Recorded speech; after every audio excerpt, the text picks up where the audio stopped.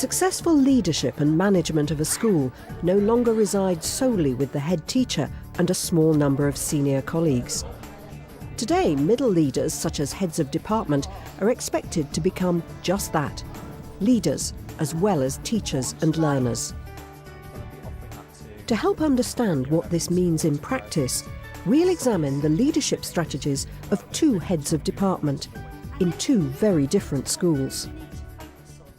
I feel that as teachers we're all professionals, and therefore, being a head of department doesn't mean that suddenly you're elevated onto a pedestal.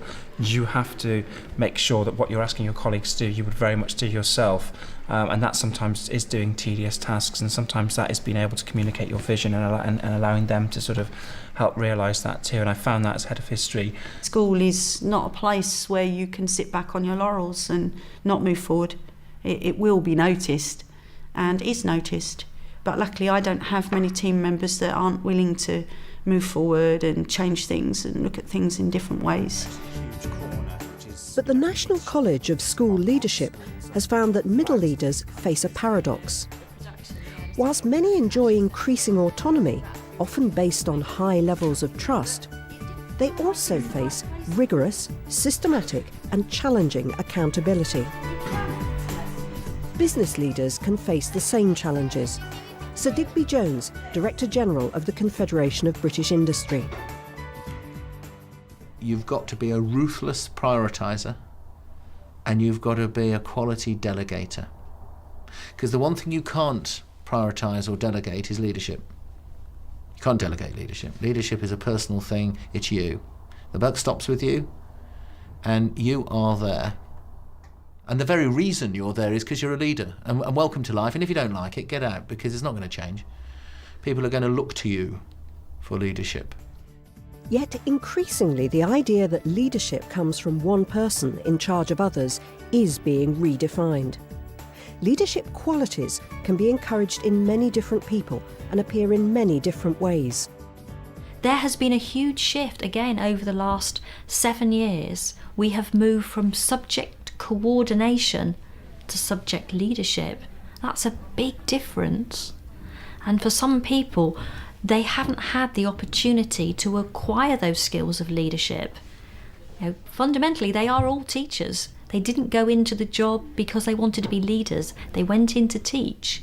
So the assumption is that somewhere along the line, almost through osmosis, they've actually gained these skills, and maybe they haven't. You've got twice, and then you get to So how do middle leaders refocus skills and build their leadership capacity? Rob Ford has been head of history at Riding School in South Gloucestershire for 3 years. He models his leadership style around the notion of shared or distributed leadership. An expert in this area is Professor Ron Ritchie of the University of the West of England. It's not just delegation. That may be one element of it, but it's more powerful than that, because it's extending the boundaries of leadership beyond those people who have leadership titles. Okay, it's not just subject leaders, head teachers, deputy head teachers. It's actually looking for the potential in all adults in school so that you get a holistic feel to this, that the whole is more than the sum of the parts, that you use the strengths and enthusiasms of all the individuals in the school in the collective interests of the school. I don't think one individual leader in a school can possibly deal with the complexity of the future that we will face in a very short time. Therefore, it seems to me the only way forward is to look at how we make the most of middle leaders, but not just of middle leaders, of all those in school whose leadership capacity we can enhance and develop. And actually, I'd want to include pupils in that as well, because I think leadership by pupils, as well as adults, is part of what the distributed leadership concept invites us to explore. Extending the boundaries of leadership allowed the formation of an international education group at the school who meet regularly to discuss initiatives. The idea is that sharing leadership frees up each individual to bring ideas and take risks, knowing they have the support of the group as a whole. this is an opportunity to get flags and posters, and certainly for languages, if you want us to use some of that money for those things, okay, then we can do that and actually sort of, you know, help get the sort of corridors and classrooms looking really sort of good as well. I think if we're going to have this newsletter going on, that really needs to be driven by the kids as well. Yeah, because it's not something that we can take on ourselves on top of everything else that we do. But if we've got an international education group of students who are willing to do the production, the editing, and then actually sending it off and doing all of that, that'd be really good. This style of shared leadership is encouraged across the school. And now Ridings will be one of only 70 schools in the country offering the International Baccalaureate in 2006, demonstrating their commitment to international education. And it all started with Rob Ford organising a Europe Day in school and getting others to join in. Essentially, it is about motivation, but also it's about being able to communicate your vision. And I think we started off small enough, myself and a few colleagues, and then suddenly one day people came into school on Monday morning and they saw the school bedecked in flags. What's this about? You know, why is the canteen offering a themed cuisine? This video conference, I'm having kids talking to my lesson. They've been speaking to Americans this afternoon.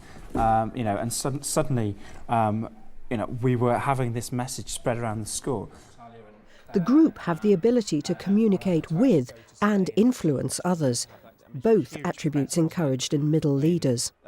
Rob Ford also introduced video conferencing to the school. Today, Year 9 at Riding School link up with students from a Norwegian school. We're going to start off by talking about who we are, and we're going to introduce ourselves. So, who wants to go first? I'm 13 and in Year 9 at Ridings.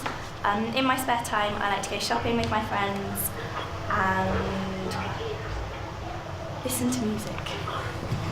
I'm 14 years old and I live here in Stream. My hobbies are guiding, play drums, handball, sing in a choir, play in a band called Rockosters, and be with friends. The approach taken here by the international group can be a model for others. Supported by his head, Rob Ford is a middle leader who's focused on communicating and influencing staff and pupils, and in turn is influenced by them.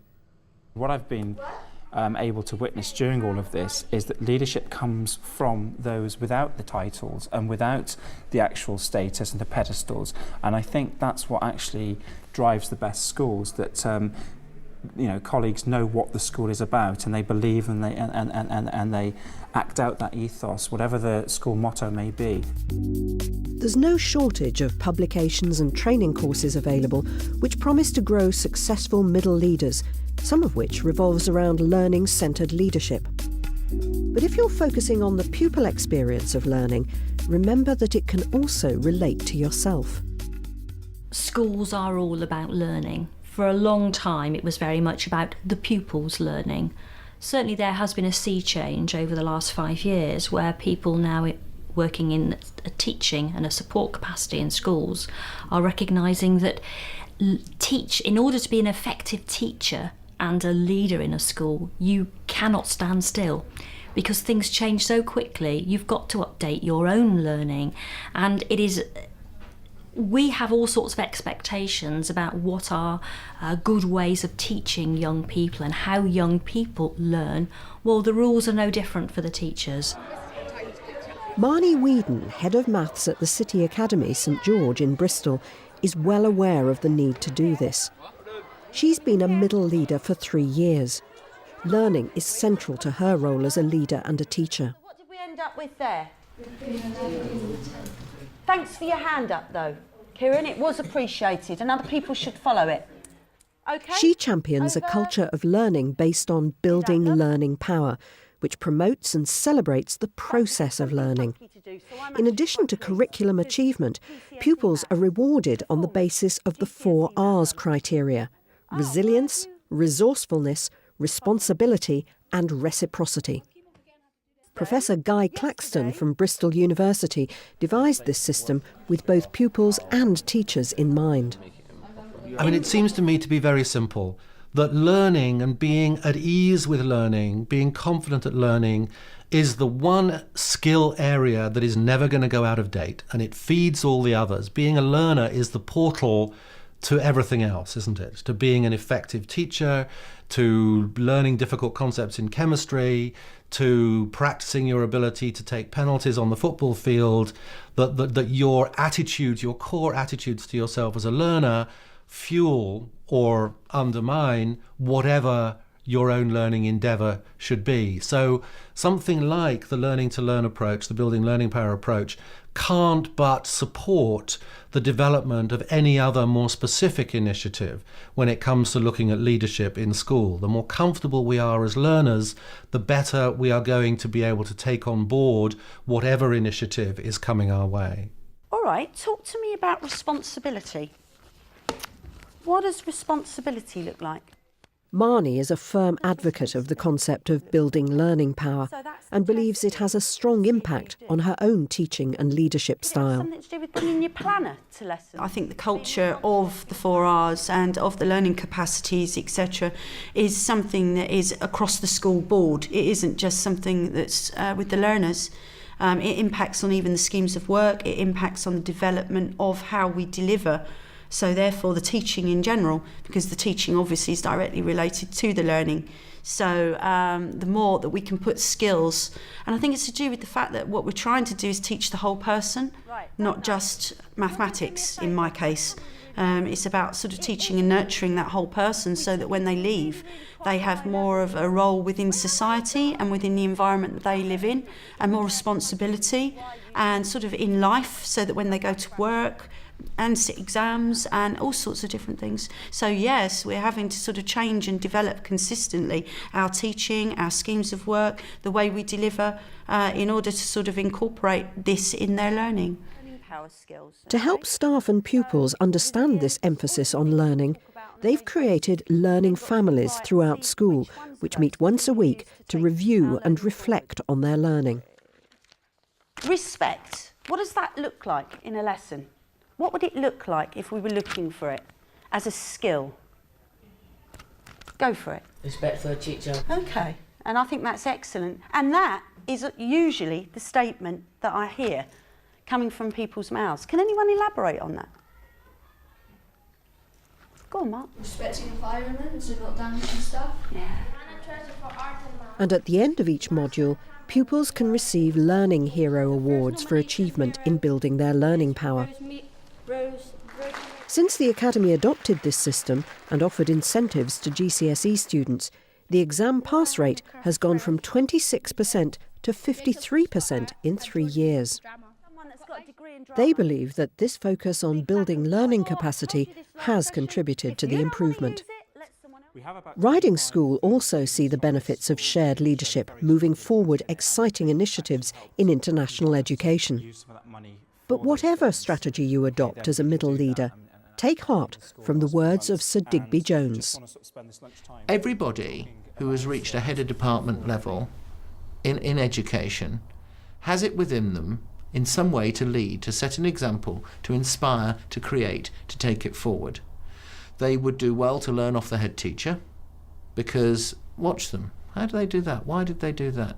You know, they're not perfect. People look to leaders these days in a politically correct environment and go, oh, they're rubbish because they're not perfect. Leaders aren't perfect. One of the reasons they're good at leading is because they're human beings and they relate brilliantly to imperfect human beings, because they are one.